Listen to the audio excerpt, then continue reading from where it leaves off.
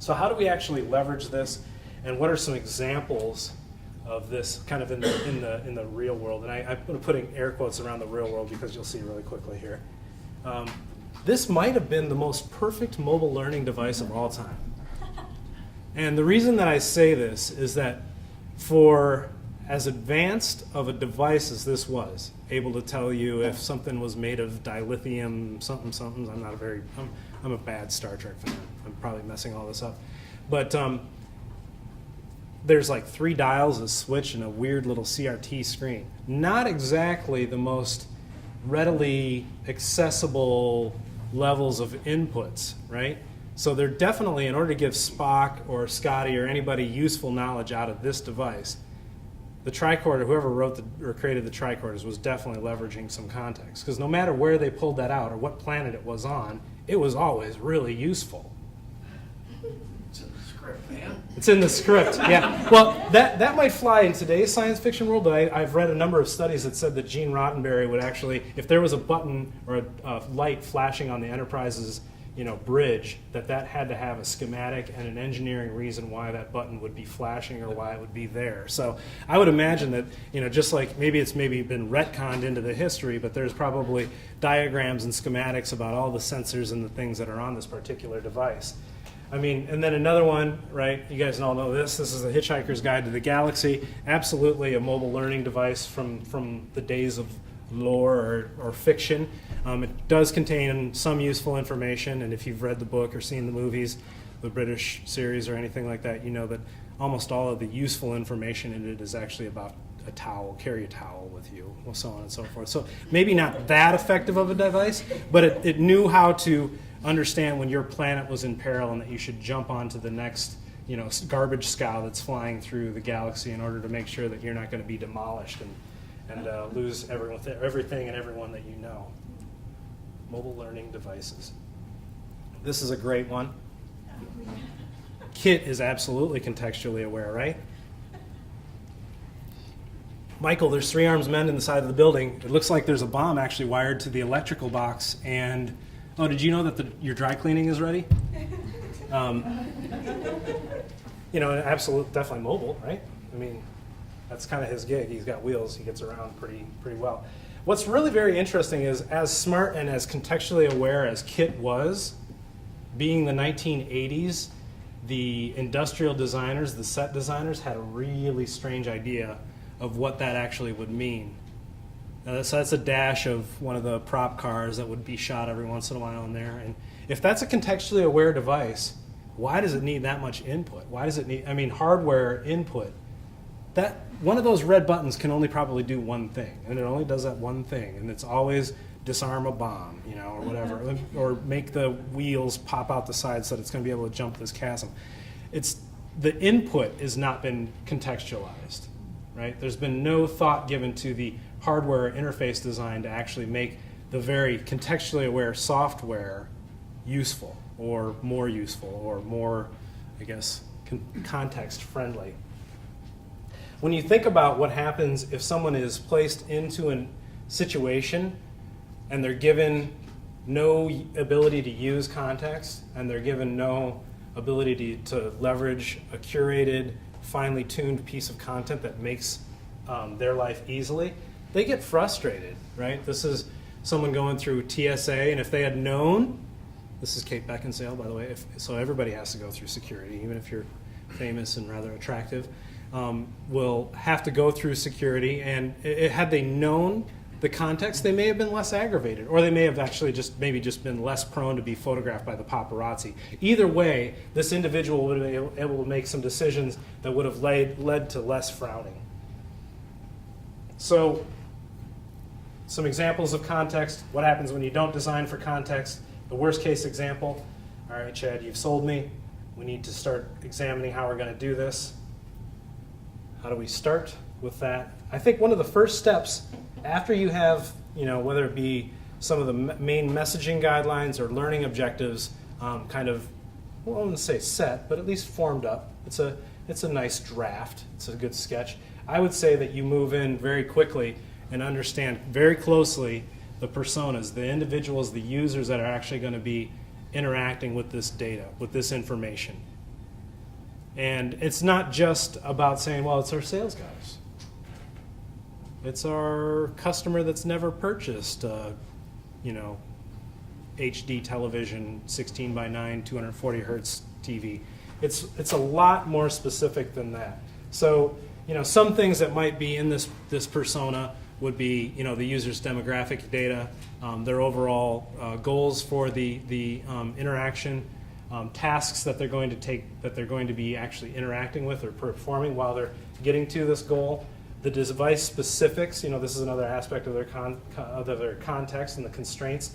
The connectivity, and the constraint of their tech familiarity. So if you've got newbies or individuals that aren't really particularly savvy users, you may need to put some of those in. And there's a lot more, depending on the type of thing that you're actually developing. Your persona could have, this is 6 fields, your persona could have a dozen, 2 dozens, whatever. It could be a rather lengthy document for that particular persona.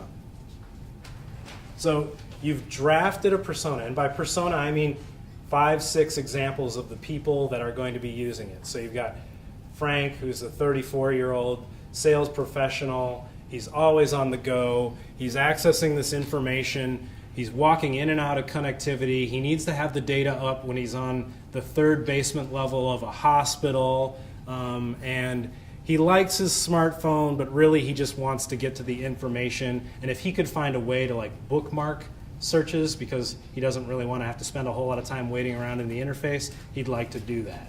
All right, so that's one persona. Your personas should be at least as detailed as that, and they should be probably far more than that, but I don't really want to necessarily go in and drain that right now. You've spent some time. This should be an activity that actually does take a significant amount of effort and conceptualization. It may take real surveying of your workforce or your user base. So, change their names. Joe becomes Frank, Francine becomes Dolores, or something like that, so people can't identify themselves in the personas. But definitely reaffirm them with other people working on the project that yes, indeed, these assumptions are correct, and this is what we're looking at. The worst thing to do after you spend a considerable amount of time creating any sort of design documentation, be it use cases or wireframes or personas, is to put them into the file and never really look at them again. This is a photo that I pulled off the web of some user experience design that's going on at a Yahoo brainstorming session. You see the purple circles here, no less than 3 instances of the personas for the particular project that they're working on in the room with them, while they're actively talking about the design constraints and the types of things that they're going to be producing on this deliverable. Everybody's got access to these documents, and they're live documents. They get updated. They are free. They are available maybe on a wiki so that they can be updated team-wise. Maybe they're pushed up to Google Docs and they're live updated as meetings take place. Regardless of where you store them, they should be something that's readily accessible and that everybody has read and is informed with. You use these personas then to craft, use cases. So Joe is not an administrator. He just gets content, pulls it down. Bob, the IT person who is publishing the content, does a particular type of thing. All of these personas then apply to these particular use cases. And there's a fantastic article about how a properly crafted use case can actually help you tame scope creep at alistapart.com. So scope creep can often happen when use cases pop up at the inopportune moment, right before you're about to go to alpha or beta or something like that.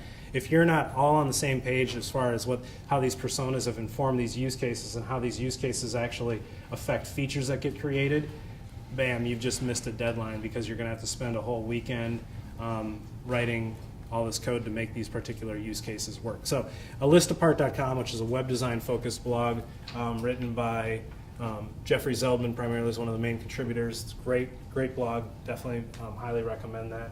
This presentation, by the way, will be available on the Float Learning blog over the course of this next week, so no big deal. You'll be able to download it there too. So you've got personas, you've got use cases. Everybody's on the same page. They understand it. What's the next the next move. I think really one thing that you're going to want to do is you're going to understand that in the terms of categories of contextual design, I feel that you need to be, your designs need to be system aware. So are they on handhelds? Are they on desktops? Are they on a server? Are they on an all-in-one? Are they a 10-foot experience? Are they a 5-foot experience? Are they a 15-inch experience? So on and so forth. Network aware, so is it a peer-based connection? Is it going up to the cloud? Is it a semi-connected experience? Is it totally offline? You need to be understanding of that as you craft your application to be properly contextually aware.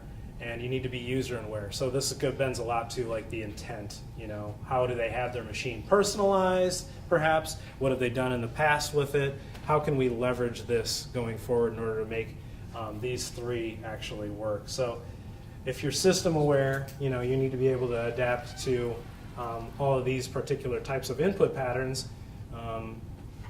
You know, I think we're talking about this heterogeneous environment in which we're pushing all of our stuff out to. So if you've got a services-based infrastructure and you've got some particularly savvy designers, they can create a proper user experience for these based off of this particular aspect of context, right?